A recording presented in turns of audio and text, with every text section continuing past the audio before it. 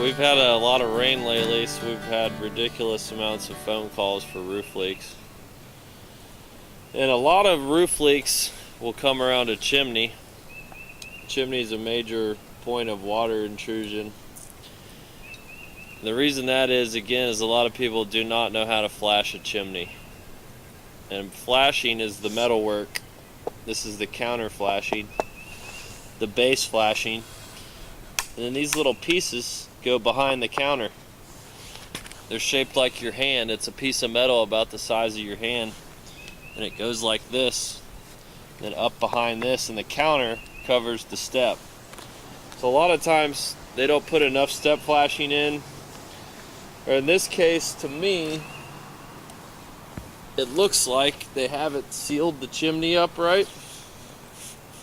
You have to run caulking along the top gap here.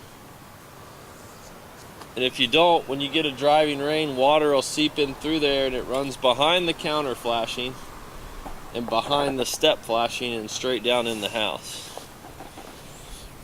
But just to make sure, we're going to check out the counter flashing too.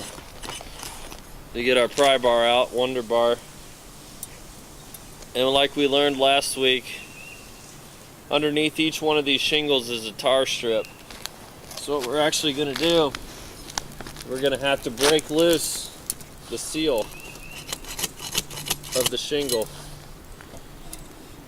And if you can see right here is a piece of step flashing that's tucked out up underneath, over top the shingle. You got some loose counter flashing right here.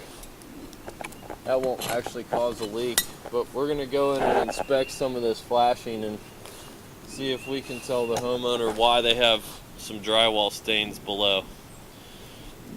Usually when you have a problem inside the house, you're going to see some discolored drywall in the ceiling, and that's exactly what they have down below, are some spots about the size of your fist. And that's a little bit of water, just a tiny bit. But we're going to investigate here. We're going to break the seal of the shingle so that we can look underneath here and see how this was installed. It appears they did a pretty good job at the step flashing. So most likely you can see the gap.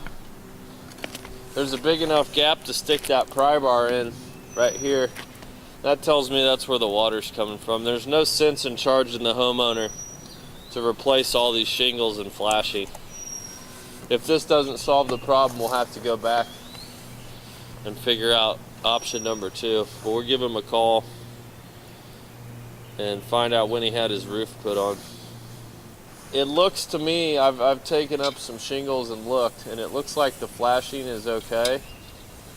So it's probably more of a caulking issue around the counter flashing where all the caulk is cracked out. So I'm going to go ahead and re-caulk it, and if that doesn't solve the problem, then we'd have to look at phase 2. But I think this will solve your problem. All right. Thank you. We figured out the problem here, and the homeowner's on his way home. And he likes the news that it's not going to be a major repair. We could have charged him $600 to redo all this, but just going to be a simple service call instead.